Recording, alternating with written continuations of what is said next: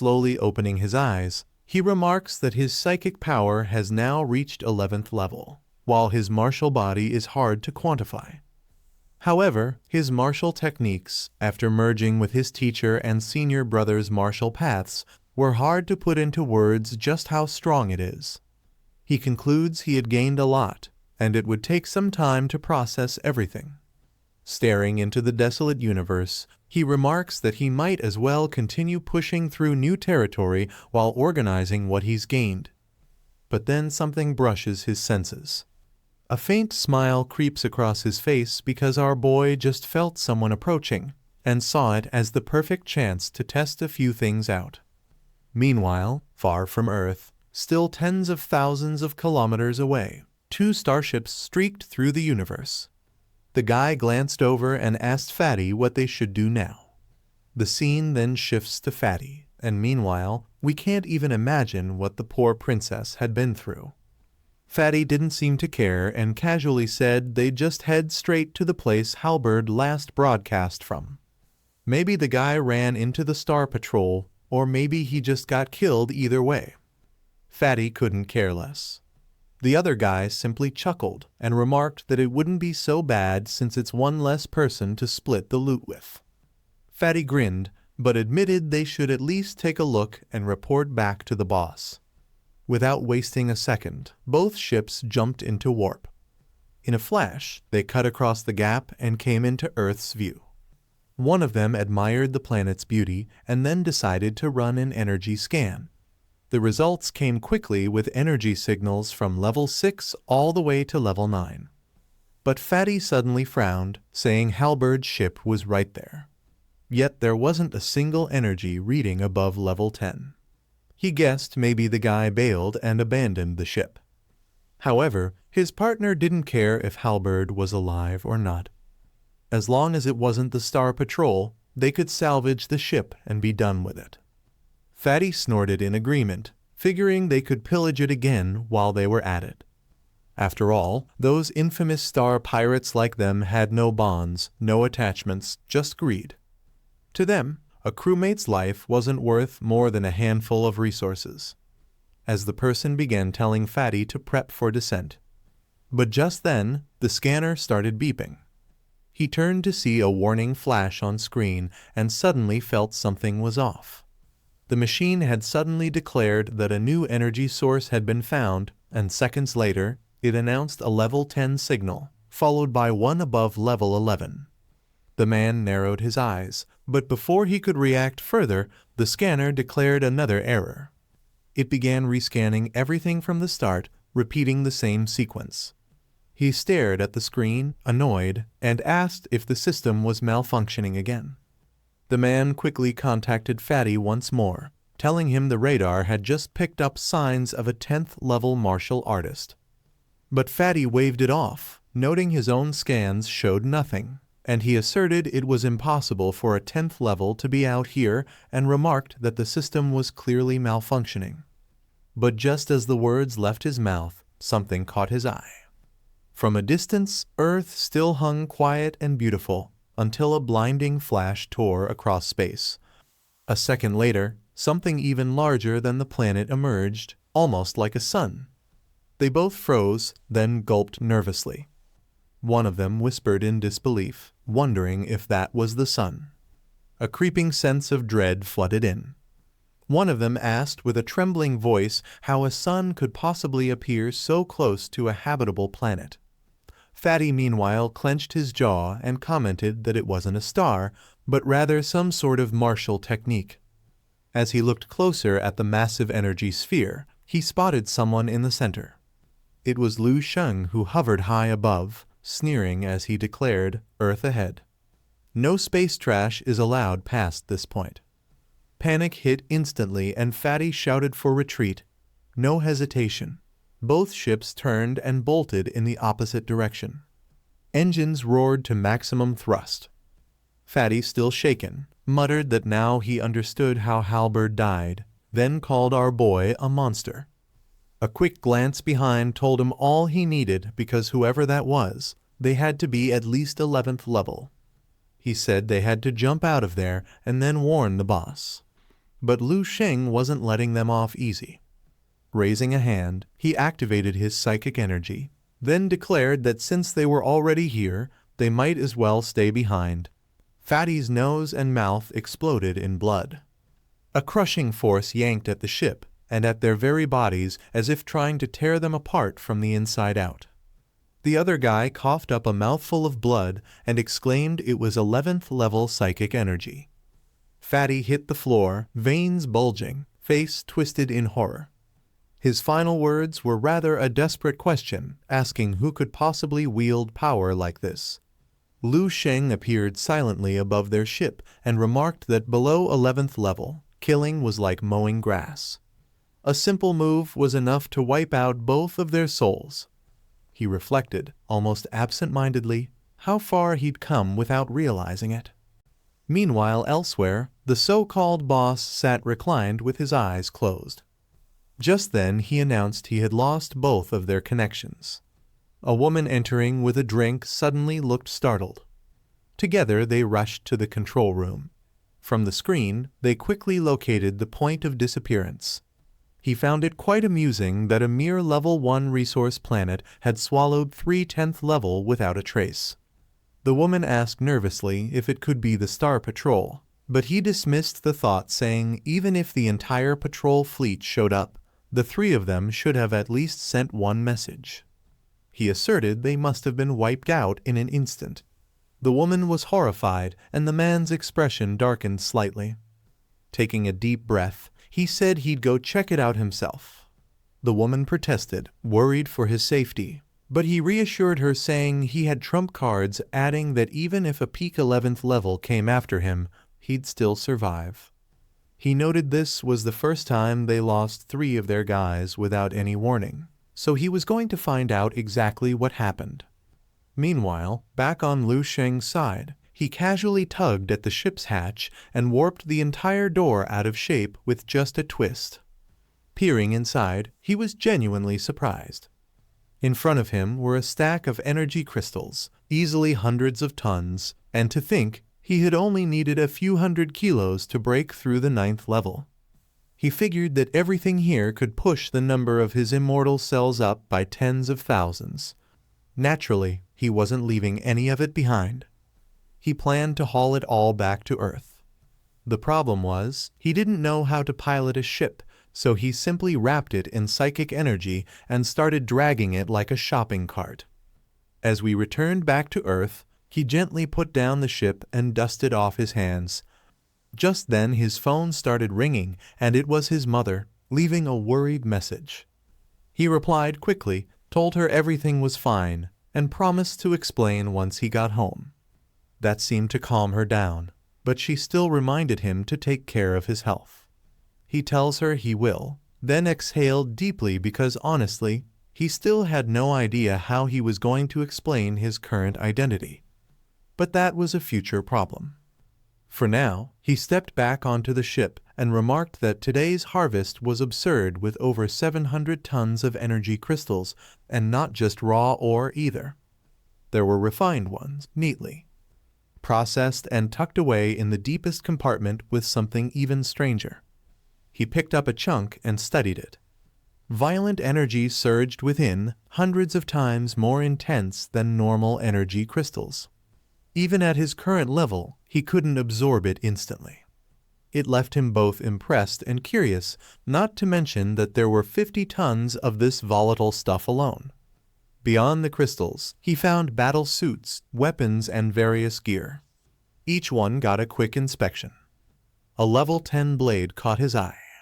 Testing the sharpness, the blade managed to slice his finger, though it healed in seconds. That little cut told him his martial body's defense was also approaching 10th level. In another compartment, he found prisoners, who were likely aliens from other planets. He decided to wait for Lan Chen to arrive and let him handle their fate. After all, without a functioning ship, trying to reach another star system with just his body would be like crawling through space. As much as he liked brute force, space travel still relied on tech. But before he left Earth, he had one more loose end to tie up, and he remembered those future crises he saw back in the dream realm. Apparently 8 years from now, Earth was supposed to face catastrophic events. If he was going to be gone, he couldn't risk returning to find it in ruins. Closing his eyes, he entered the dream realm again. Everything was gone now except for AI system, and because of that, he was reassured it wasn't just a dream. With that, he then asks her to initiate future projection. AI system started the simulation, and we fast forward to the point after he left Earth. The projected timeline revealed that at age 21, he leaves Earth. Soon after, he's recognized as the top prodigy in the entire sector. He dominates the 5 sectors prodigy war, taking first place. By age 40, he reaches the 11th level. Then 100,000 years later, he breaks into 15th level and becomes ruler of the Snake Star sector. At 300,000 years, his journey ends, along with the universe itself. Lu Sheng quietly replayed the final projection in his mind, taking in the unsettling truth that even after 300,000 years, he still hadn't reached 16th level. But he quickly grounded himself, noting everything was just a simulation. With all the inheritances he now possessed, he didn't believe for a second that he'd stop there. Turning back to AI system, he asked her to simulate Earth's future instead. The result hadn't changed. 8 years from now, destruction still awaited. But this time, he got to know the reason behind it was the invasion from the Shadowverse. He immediately realized the issue stemmed from the cavern and the beasts, meaning Earth would soon turn from a resource planet to a battleground planet and eventually be wiped out. And this sort of destruction was something even as powerful as his 16th level teacher hadn't been able to stop it. That left him with one option, which was that within the next 8 years, he had to find a new planet similar to Earth and relocate all of humanity there. He smiled and locked in with a new goal in mind, noting he would have to buy a massive life planet for everyone on Earth. Exiting the dream realm, by now, Lin Zhengyu had arrived, leading a squad of martial saints. The group bowed together in respect. By now, Lu Sheng wasn't just admired. He'd become a figure beyond belief, someone who had already surpassed even the guide in their hearts. However, many of them still couldn't process how easily he managed to crush AI system. Lu Sheng glanced at her and casually mentioned he may have gone a bit overboard, saying AI system turned out to be surprisingly fragile and probably left no remains behind. Noting how much they had lost in recent days, he gestured at the pile of energy crystals behind him and tells them to take a few tons as compensation. Only then did Lin Zhongyu notice the staggering stockpile. Lu Sheng added that the crystals she'd been collecting for him earlier could now be redistributed among them to strengthen themselves instead. She immediately dropped to one knee, insisting they didn't deserve such resources. Lu Sheng remarked that it was all about perspective. He asked if she understood the bigger picture. She looked up, confused, quietly repeating the word. Our boy then asked her to broaden her view and further questioned her how else she could ever keep pace with the universe. Meanwhile, one starship had already arrived in Earth's orbit. The scan confirmed all 3 missing ships were here. Dozens of level 9 energy sources popped up, but nothing above that. When asked if it was possible for high-level readings to be hidden, the woman replied that their vessel was a level 11 craft, top of the line, adding that detecting energy fluctuations was what it did best, unless this planet had access to superior tech, which she strongly doubted, and further explained that hiding anything from them should have been impossible. The man thought it over, noting the ships were here, but the people weren't. No sign of 11th level.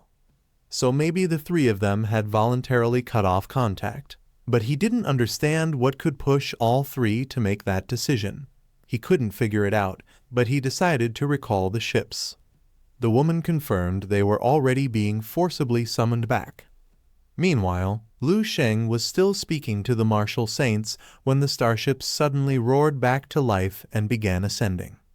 He turned around looking surprised and instinctively grabbed them with his psychic energy, assuming someone was still inside.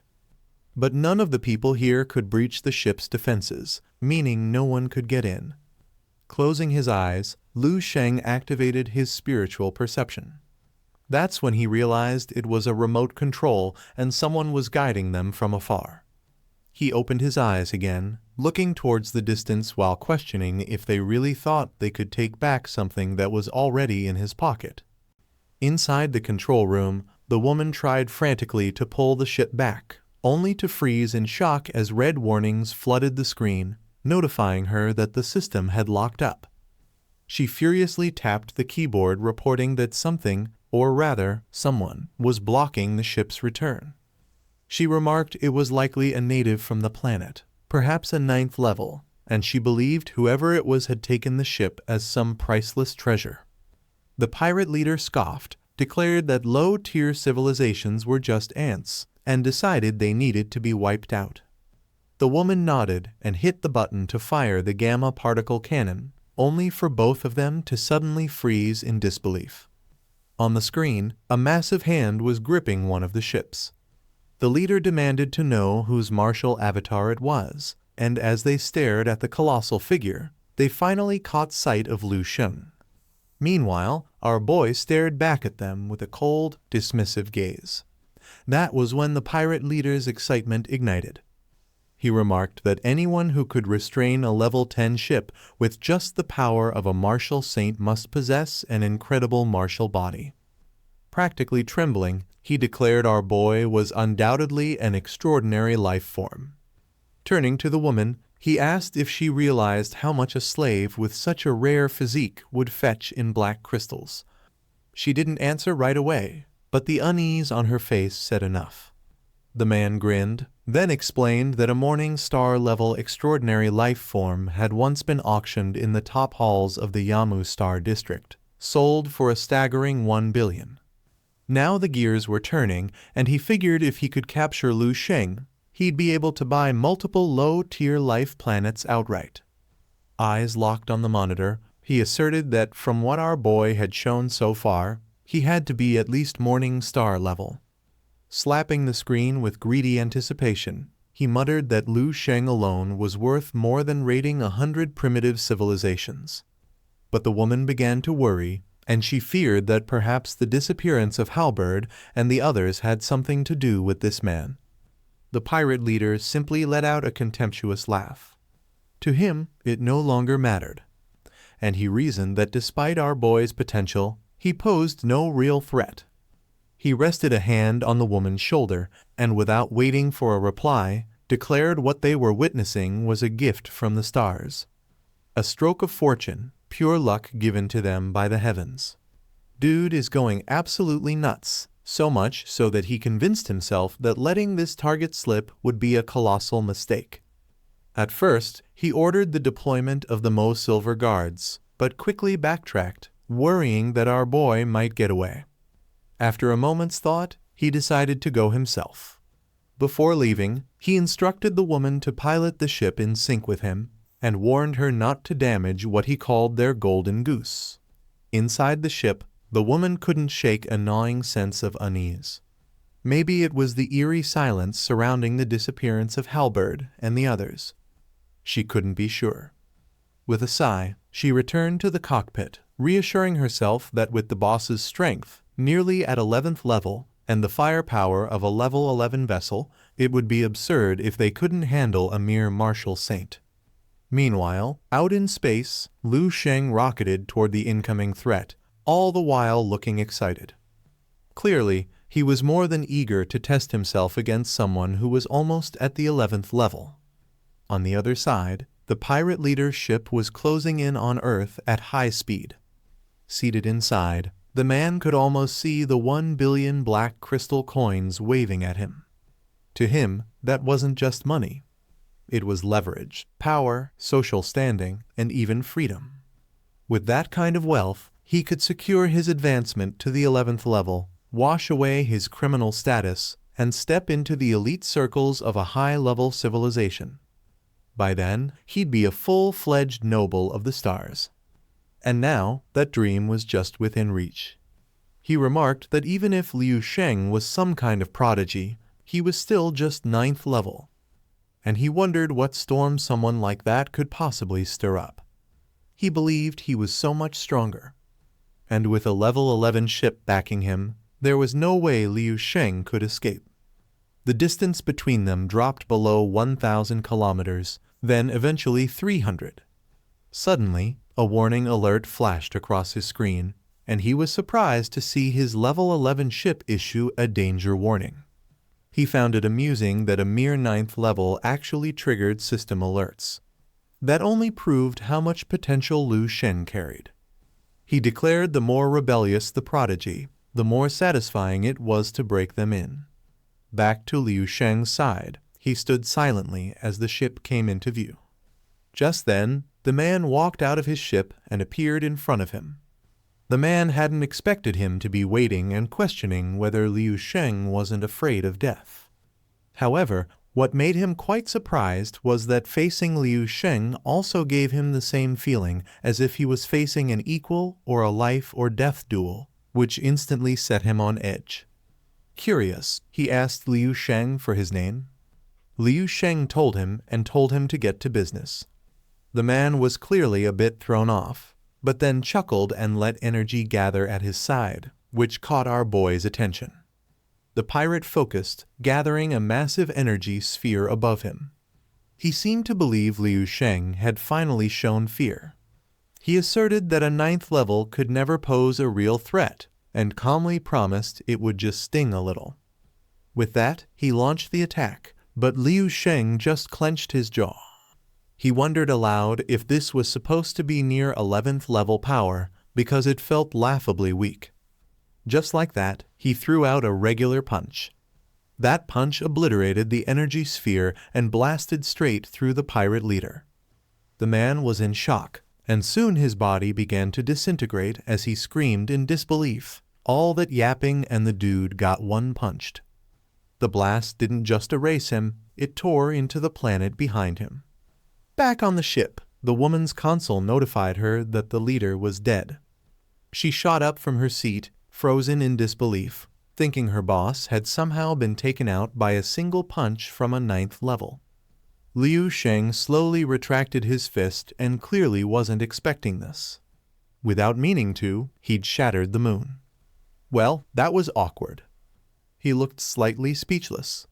Someone who was supposed to be dozens of times stronger than Ag had been taken out in one hit, but then he recalled how, even back at the 8th level, he could already be equal to Lan Chen. Looking at his hand, he reflected that after getting the inheritance, his current strength had far surpassed before. And right now, a single punch could casually kill a 10th level opponent. Not because they were weak, but because he'd simply grown too strong.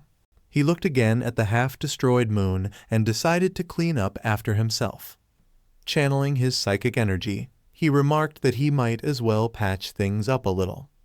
A few moments later, he nodded in approval, and he even took a moment to admire his handiwork. Then, without warning, a laser beam came screaming straight at him. In the distance, the woman coldly declared that with a full-powered level 11 energy cannon, he couldn't possibly survive. As the beam faded, the aftermath came into view. She asserted to herself that this was no ordinary blast, noting the annihilation cannon was infamous for instantly vaporizing anything below the 11th level. Something even the 11th level wouldn't risk a direct hit. Just as she believed it was over, a silhouette emerged from the light. There stood our boy with his shirt obliterated and half of his body blown open. And yet, his pants were mysteriously untouched. That aside, the woman burst out laughing, saying he could join her boss in the afterlife. But the moment didn't last. His immortal cells activated, and within seconds, his body regenerated before her eyes. She stared, stunned, as his body fully healed. He casually pulled out a new outfit, slipped it on, rotated his shoulder, and commented that the attack was strong enough to bypass even his current martial body. That, he admitted to himself, was finally a bit intriguing. The woman, now trembling, questioned whether he was really just 9th level. Unbeknownst to her, Liu Sheng had sensed the attack before it fired. He didn't dodge because he had wanted to test his own resilience. But the results weren't very satisfying. The woman panicked, and she fired another shot, this time with maximum output. But our boy had no plans to take another hit. And as the second blast roared toward him, he raised his fist and threw a punch directly at the beam. The two forces clashed midair, and just like that, his fist shattered the energy into nothing. That was enough to break her. She collapsed to her knees, saying she couldn't accept a human could punch through a star-tier weapon, and she questioned if that was even human anymore. Witnessing Lu Sheng swat away an annihilation cannon with his bare hands hit her harder than watching her boss die. She looked up one last time, only to see Lu Sheng staring directly at her, and then came the end. An overwhelming sense of fear and despair swallowed her whole. Blood spilled from her eyes and nose before she collapsed, lifeless, without ever realizing how she'd died. Lu Sheng stepped aboard the ship, casually raided her storage rings, and scanned the loot. To his surprise, it was even richer than the last batch. He then made his way to the cockpit, admiring the sleek systems around him. This was what a real high-end ship looked like. And the loot this time was over 10,000 tons of energy crystals, and just black crystals alone made up a third of it. He remarked with genuine satisfaction that hard work really could build wealth. Even a penniless kid from a low-tier civilization could carve out a decent life as long as he stayed grounded and didn't cut corners. Well, at least that was how he saw it. He even considered reaching out to Lan Chen. After all, the dude showed up once a decade to collect protection fees, yet didn't lift a finger when star pirates threatened Earth. So he felt it was only fair if Lan Chen made it up to him. But before that thought could settle, alarms blared across the ship, notifying him he was locked on by an unknown energy source. He scanned his surroundings. But the moment he did, a blinding beam tore straight through the ship. When the smoke cleared, all that's left was half of his skeletal frame. He couldn't even speak, just cursed inwardly, saying how he had just finished healing. And now this? Surveying the area, he spotted a group of people. The man leading them ordered to seal off this star sector, and all pirate members were to be executed on sight. The crew responded with respect, calling him Executor Far. The group scattered, some already combing through the wreckage. Meanwhile, Lu Sheng's body had begun to regenerate. Gritting his teeth, he said he had worked tooth and nail for this, earned this advanced ship, and now it was in ruins. He demanded to know if they realized what they had done, and if they had any idea how much work he had to put in. In the end, he declared he'd been saving up for a life planet, piece by piece, then demanded compensation. Far was clearly caught off guard seeing someone survived his attack, so he adjusted his mask, then looked directly towards Lu Sheng. A scan flickered across the lens, and the mask reported that Lu Sheng's cosmic combat power measured at 153, however, just the 9th level. That alone piqued his interest, and he wondered aloud when the pirate crew had started recruiting 9th levels. Meanwhile, our boy was still waiting for a proper answer, and only grew more irritated as the man continued to ignore him. In the distant reaches of space, a high-ranking commander studies the profile of a newly inducted recruit. The stats show a combat power of 135 standard for a level 9. But the leader raises an eyebrow. Since when did the Scarlet Eye Pirates start accepting such low-tier fighters? He wonders if the recruit was just added to their ranks. Elsewhere, Lu Sheng springs into motion. A wave of intense fire surrounds him, his gaze fierce and unyielding. Then, out of the void above, a fiery column of energy plummets like a blazing meteor, headed straight for a radiant blue warship. The leader watches, stunned, as Lu Sheng's power levels begin to spike, surging well past 1,000. A smirk creeps onto his face. For a level 9, this is unheard of. No wonder the Scarlet Eyes took an interest in him. The next moment, a fireball tears through the void, hurtling down with unstoppable force. The power scanner beeps frantically before flashing a jaw-dropping value, 10E377. His breath catches Lu Shang's energy isn't just high, it's climbing with terrifying speed. The numbers spiral upward, 40,000, then 50,000. The leader shouts in disbelief the power output won't stop increasing. Then the screen explodes, shattered by Lu Shang's raw force as it breaches the 90,000 mark. The system overloads, unable to process what it's detecting. As Lu Shang speeds forward like a fire-wreathed comet, the leader stares in horror. The data becomes erratic. Red alerts flash. His mask fractures under the pressure, unable to withstand the mounting heat and pressure. System failure. Lu Shang charges headlong through space, fury in his eyes. His target is clear. The leader stumbles back, panicking. A level 9 exceeding 100,000. That's impossible, yet here it is. Surrounded by blazing energy, Lu Shang raises his fists and activates an ancient martial art heaven and earth furnace, 5th season strike. His voice rings out across the void, filled with anger. "You'll pay for what you did to my ship." A fiery dragon explodes from his fist, roaring with cataclysmic force. Everything in its path is engulfed in fire. In response, the leader tightens his grip on a gleaming blue sword. Their attacks clash with earth-shaking intensity. The entire battlefield quakes as the leader is thrown into a defensive stance, using every ounce of strength just to hold his ground. His muscles strain as he questions aloud whether someone this powerful could truly be among the Scarlet Eyes. Through gritted teeth, he curses Lu Shang as a parasite of the stars and vows to wipe him out. Now boiling with rage, he calls upon his full might.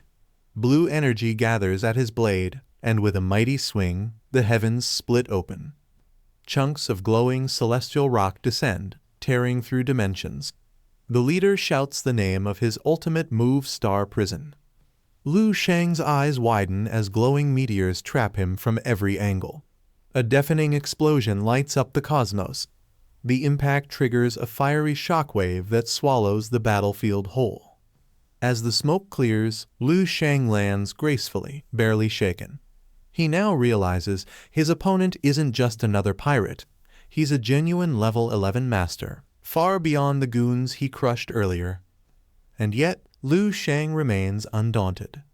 Even if his enemy is a level 11, that doesn't excuse destroying what isn't his. "Pests like you deserve to be eliminated," he says coldly. A radiant golden glow erupts around him as he triggers his most powerful form, martial god mode. The air around him grows dense and divine. The commander narrows his gaze in disbelief. Could this really be the power of a level 9? Then the truth hits him: Lu Shang isn't ordinary. He must possess a transcendent life form, and not just any kind, the highest possible tier. With a war cry, Lu Shang blazes ahead like a star on fire. The leader raises his sword once more, snarling, "Damn space pirate."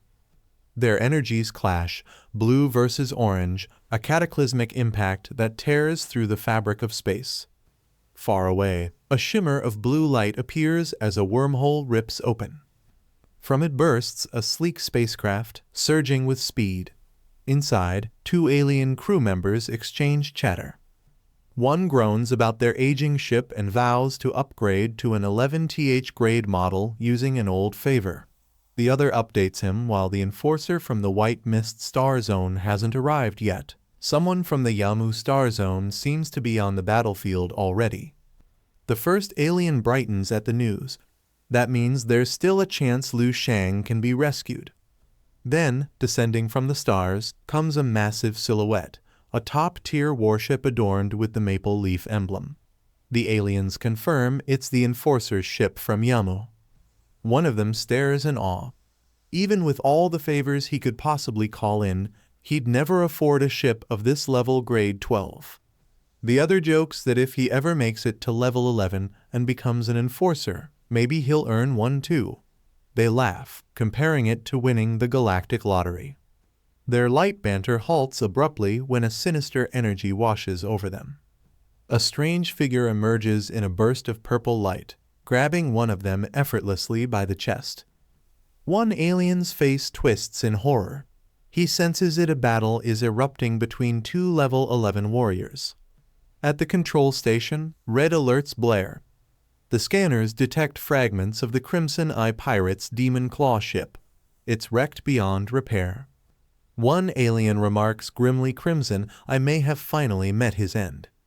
Back on the battlefield, Liu Shang and the leader clash mid-air, each blow radiating with unimaginable power. Inside the warship, an observer points to the fighter in the silver combat suit. He suspects that must be the Yamu Zone's enforcer.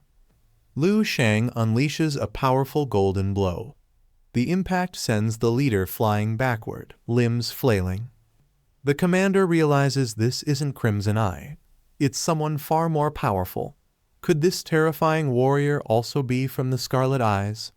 He summons his last technique, but before he can act, Liu Shang's golden aura erupts once again. The blow lands squarely, hurling the commander downward like a comet. His face bloodied, his eyes unfocused, the leader fades into unconsciousness. Liu Shang stands among the stars, body glowing like a celestial beacon. Inside the ship, one cloaked figure stares at him, speechless. His companion slaps him out of his daze. Still stunned, the first alien mutters, "Slap me again. This has to be a dream."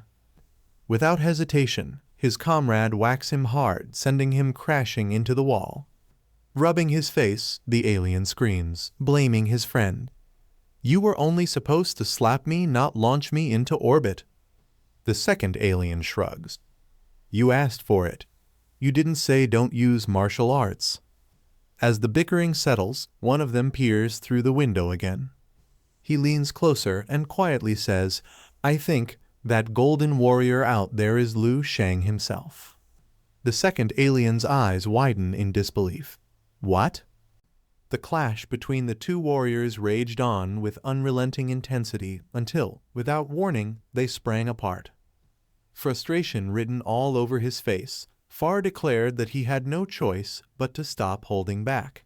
He boldly proclaimed that if he was going down, he'd take everything around him with him.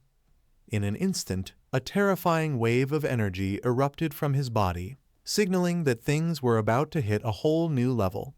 For Liu Sheng, the real fight was just beginning. But before the duel could escalate any further, a frantic subordinate rushed onto the scene, shouting for them to stand down.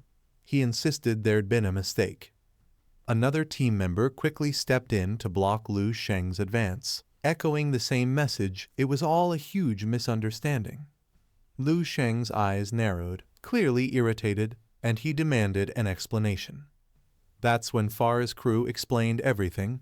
Liu Sheng wasn't a member of the Star Pirates. He was a native from a backwater planet called Earth. At the same time, communications confirmed the identity report. Far found it hard to believe. A young man from such a low-tier planet wielding this kind of strength, it didn't add up. But as he studied Liu Sheng more closely, he began to reconsider. This wasn't some random anomaly. Here stood an extraordinary native who had mastered 2 martial paths and was already matching 11th level strength while still only at the 9th. Far's perspective shifted completely. This wasn't just a person, it was a rare gem, possibly more valuable than 100 life-supporting worlds combined. With that realization, Far's demeanor changed. He offered a respectful nod and formally introduced himself as Far, an executor from the Yamu Star Sector. He expressed his honor at meeting Liu Sheng. Still trying to make sense of the situation, Liu Sheng returned the gesture with a slight nod. Then he gestured behind him, pointing toward the wreckage of the ship, and reminded Far that it wasn't just debris, it was his hard-earned prize, and someone needed to compensate him. As the confusion cleared, it became obvious. These people weren't enemies, they were actually hunting down the pirates. That meant Far wasn't a villain. He was essentially a cosmic law enforcer. In other words, Liu Sheng had just unknowingly attacked a space cop. But really, how was he supposed to know? Far, now much calmer, thanked Lu Sheng for his help in wiping out the pirates. He promised to file a full report and ensure Lu Sheng received the highest reward possible from the Federation. However, he did need Lu Sheng to come with them to the Yamu sector. It wouldn't take long, just a 2-month round trip aboard his cruiser. Lu Sheng hesitated. Did he really have to go himself? He was a busy man, after all. Far smiled and added that the reward would be at least 10 times the value of the wrecked ship. That was all the convincing Lu Sheng needed. Still, behind the scenes, Far discreetly pressed a hidden button. Meanwhile, elsewhere, Lan Chen insisted that they must take Lu Sheng back with them. He argued that Lu Sheng's potential alone could shake the entire star sector, maybe even earn them an audience with the sector chairman. But his companion wasn't so optimistic. He didn't doubt Lu Sheng's value, but he feared Far wouldn't let them take him back. Lan Chen demanded to know why. His partner explained if they could see Lu Sheng's immense potential, then so could Far, and someone like Far wouldn't just let such a rare talent walk away. Frustrated, Lan Chen fired back that not even an executor had the authority to kidnap someone from another sector. That would violate White Mist jurisdiction. But his colleague shook his head. Lu Sheng wasn't officially registered. That hit Lan Chen like a ton of bricks. He had completely forgotten to log Lu Sheng's identity, which meant Lu Sheng wasn't legally a citizen of the White Mist sector. And without citizenship, Far had every legal right to claim him. If that happened, Lu Sheng would become a subject of the Yamu sector. Suddenly, a squad of men surrounded them. They were told they'd been summoned by Far to Yamu for administrative paperwork. Lan Chen tried to call their own executor, but before he could finish, he was knocked out cold, his communicator taken. Zhao, barely conscious, warned that this act could spark a war between sectors. The man escorting them just shrugged. Maybe it would, but from his perspective, Far had just made a very smart move. Zhao could only stare in stunned disbelief. Watching such a brilliant talent, possibly solar class, get taken so easily, he couldn't begin to imagine how furious the White Mist Council would be. Back on a ship from the White Mist sector, a man leisurely swirled wine in his glass, enjoying a fine evening. With the pirate crew dealt with, he had good news to report. Just then, he received a transmission. Far, surprisingly, was offering to give up 1/3 of the mission's credit in exchange for just 2 agents for questioning. To him, it sounded like a bargain. He chuckled to himself, still remembering how Far once nearly sparked a battle over shared merit. But free credit was free credit, no need to overanalyze. Just then, a woman entered the room. She reported that an agent named Zhao had requested an emergency audience. When asked where Zhao was now, she replied that they'd lost all contact. Apparently, he was one of the agents currently being held by Far. The man brushed it off casually, saying they'd just wait for Zhao to return. The woman added that a council member had invited him to a birthday banquet for his child. With a grin, the man ordered full speed ahead. As the ship powered up, he leaned back and declared, "Yep, today was definitely a good day."